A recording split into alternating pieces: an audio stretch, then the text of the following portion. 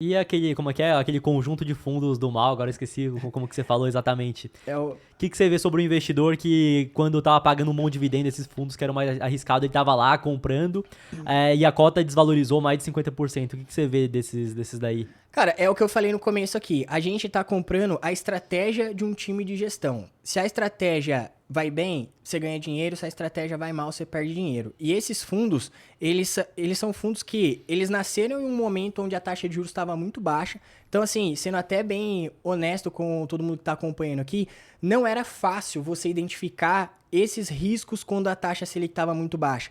Por quê? Porque eram fundos que estavam nascendo, né? Que são os fundos high yield, que eles negociam com créditos mais caros, mais altos, focando num rendimento maior. Só que, naquele momento, parecia algo muito bacana, porque parecia que estava nascendo uma nova classe de fundos imobiliários que ia entregar um rendimento muito maior. Porém, o problema foi que ele estava se comprometendo com dívidas muito maiores. E aí, a hora que a taxa de juros subiu, a dívida ficou ainda mais cara. E aí começou a pipocar, calote aqui, calote ali e tudo Exato, é. mais. Uhum. Porque, por exemplo, a Selic tá lá seus 2, 3%. Aí ele pega, tem um título lá que é a taxa de juros mais, sei lá, 12%. Aí quando tá 2% ele aguenta pagar. Agora quando tá Beleza. subindo ali pra 7, 8, 10, aí já não é tão viável assim, acabou acontecendo calote com muitos, né? Exatamente. E aí, até quando você pegava ali, se for analisar mesmo ali, os próprios ativos que estavam lastreando essa dívida já eram ativos ruins. Então você já tinha a empresa que estava pegando um crédito mais caro, o risco de emprestar dinheiro para aquela empresa também era mais arriscado, e você tinha os imóveis, ou a construção que estava acontecendo ao redor de toda essa operação também era mais arriscada. E aí o fundo vai lá e pega uma carteira gigante de CRIs que acaba dando calote, o fundo não consegue sustentar. Então muita gente acaba caindo no erro de comprar esses fundos porque olham, por exemplo, lá o histórico, né? A pessoa vai lá, puxa lá no Google, por exemplo. Ah, quanto que esse fundo aqui já foi negociado há 5 anos atrás? E vê ali, por exemplo, o HCTR11.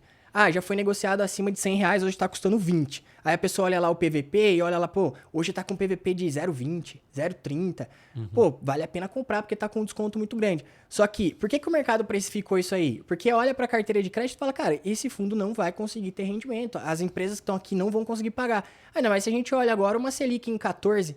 Imagina, se você tinha uma dívida que já era às vezes já pagava a inflação mais 7, ou CDI mais 4, CDI mais 5. Com a Selic em 14, cara, como que uma empresa que tomou essa dívida vai conseguir pagar? Então, esse combo do mal aí, HCTR11, DEVA11, TORD11, recentemente aí o XPPR11, VSLH11, cara, eu jamais investiria, porque você não tem fundamento nenhum nesses fundos. Então, por mais que você compre ele muito descontado, por que você vai comprar um fundo cheio de dor de cabeça agora, sendo que você tem bons fundos imobiliários aí, que nem BTLG11, HGLG11, XPML11, com desconto de 20, 30%? Acho que não faz sentido. Eu vejo até por questão da classe de ativos mesmo, né? Então o cara tá atrás de fundo imobiliário, que acaba sendo algo mais sólido, que tem uma segurança maior, entre aspas. Eu penso, pô, pra que você vai procurar mais risco em uma classe que é pra ser menos arriscada? É melhor procurar outra coisa, né? É, melhor você tomar risco em outro lugar que você pode ter um potencial de retorno maior. Você Sim. pegar um fundo desse, que ele tá sendo negociado com um valor patrimonial, sei lá, 20% do que deveria valer. Mas se o mercado tá precificando extremamente abaixo, quer dizer que algum problema grande tem e às vezes ele não vai voltar nunca a ser o que já foi antes. Mesma coisa de uma Americanas com um rombo gigantesco. Vai voltar a ser o que era antes? Dificilmente o cara fica nesse viés, né? É, Não, pode comentar aí. E eu acho que o investidor ele precisa fazer essa lição de casa de ir entendendo os fundamentos, para não ficar só comprando preço de cota ou dividendo, porque quando a gente pensa em fundo imobiliário, principalmente quem é um pouco mais conservador, também está pensando no longo prazo, numa carteira previdenciária. Então, se for para você comprar um fundo desse e você ficar tendo dor de cabeça com cota caindo, cara, compra uma ação, compra uma outra coisa que você pode ter um retorno muito melhor, ainda mais se você estudar ali, pegar ali um índice de small caps, ou você estudar as empresas de crescimento, vai ser muito melhor você colocar o seu dinheiro nesses investimentos do que você ficar colocando dinheiro em fundo imobiliário ruim, que a única coisa que o fundo vai te trazer é um rendimento, mas você não sabe por quanto tempo. Porque se você, de um lado, tem um fundo que, você comprou a R$ 20, ele tá se desvalorizando 30% no ano, mas tá te pagando 15%, cara, não tá adiantando nada. Porque no fundo, no final das contas, você tá perdendo dinheiro, essa é a verdade. E o que você vê de Fiagro, que muita gente acabou ficando animada, que acaba sendo um segmento mais novo, que pensa, não, que o Brasil é agro mesmo, tá pagando muito dividendo, o que você vê sobre aí?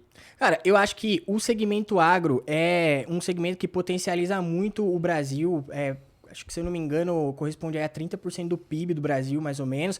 E os fundos imobiliários do agro, eu vejo eles como uma excelente alternativa para você ter acesso ao agro. Porque antes dos fiagros, por exemplo, se eu quero ganhar dinheiro com cana-de-açúcar, pô, se eu não tenho o fiagro, eu não entendo nada disso. Se eu não tenho um fundo que eu vou conseguir ter uma exposição, eu não entendo nada disso. Então, eu não consigo ter acesso a muita coisa. Por exemplo, a gente sabe que no Brasil, soja, milho, açúcar, etanol, essas coisas trazem muito, muito dinheiro. Mas eu não entendo nada disso. Então, eu acho que a possibilidade que os fiagros criaram é muito positiva pra gente que é investidor pessoa física, porque a gente tem contato com essa classe de investimento. Agora, o ponto é, os fiagros entraram no mercado, muita gente se animou e tinha fiagro pagando 19%, 17%, 16% de yield. O que aconteceu? Eu percebi que muita gente olhou para os fiagros como se fosse uma mina de ouro. Muita expectativa, muito dividendo, e aí isso acabou inflando um pouco a base dos investidores de fiagro, que a hora que o dividendo diminuiu, muita gente já saiu, por isso que os fiagros caíram. Então eu percebo que é um bom ativo? Mas eu volto naquilo que eu sempre falo. Os fiagros ainda não se provaram no tempo. A gente não tem ainda um histórico de um time de gestão que ficou anos e anos entendendo as crises do agro, os problemas, os desafios. E a gente está comprando o quê? Estratégia. Volto a dizer mais uma vez, a gente está comprando a estratégia. Se a estratégia performar mal, você não vai ganhar dinheiro. Então, eu penso da mesma maneira que quando a gente vai olhar uma ação na bolsa, a gente nunca deve ficar entrando em IPO.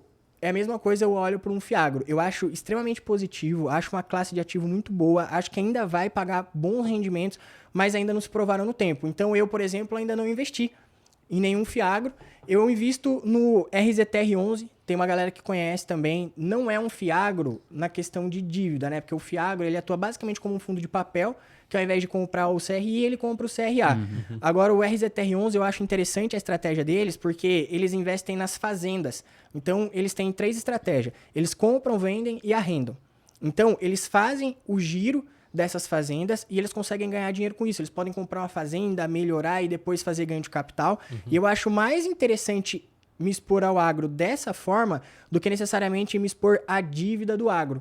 Do que pegar um fundo que a gestão simplesmente vai pegar e vai emprestar dinheiro pro agro. Exatamente. Então, eu acho que essa característica do RZTR11 é o que eu achei mais interessante na hora de me expor ao agro. Mas volto a dizer, eu acho muito interessante, mas acho que o risco de investir em fiagro, principalmente agora com a taxa de juros mais alta, eu acho que é muito grande. E o que eu tinha visto de crítica também a fiagro, que acaba fazendo sentido dos gestores falando o seguinte, que o pessoal fala, não, que é muito concentrado, que tem fiagro aí que basicamente, sei lá, tem 4 dívidas no portfólio aí, cada uma é quase 30%, mas eles falaram que para conseguir ter voz no conselho tem que ter uma parte relevante do quanto ele deve.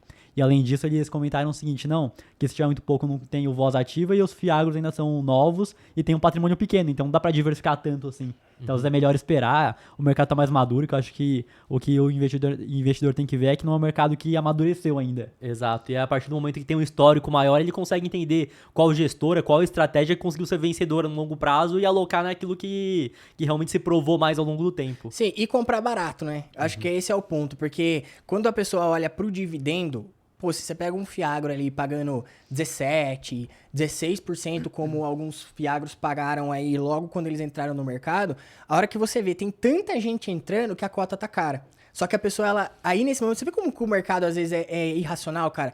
A pessoa às vezes olha só o preço da cota, às vezes a pessoa olha só o preço do dividendo. E às vezes a pessoa não olha nada, ela só quer comprar porque ela acredita, ela entra meio que no FOMO, por exemplo. Ela fala assim, caramba, tá subindo a cota, tá subindo o dividendo, eu vou ficar de fora. Aí ela entra, o fundo cai. Só que ela comprou o fundo totalmente sem fundamento. Então, acho que essa é a questão aí mesmo. Eu tô esperando. Eu invisto ali no RZTR11, eu acho que é um fundo muito bom. Também tem os seus desafios, tem essa questão de concentração que você comentou aí, se eu não me engano, no RZTR11 hoje tem ali 20% da concentração do fundo está em uma única fazenda, então também é um desafio do fundo, mas eu vejo mais por essa questão, que os fundos ainda são muito novos, tem muita coisa que pode acontecer e acho que é um momento ainda da gente estudar e ter um pouco mais de cautela.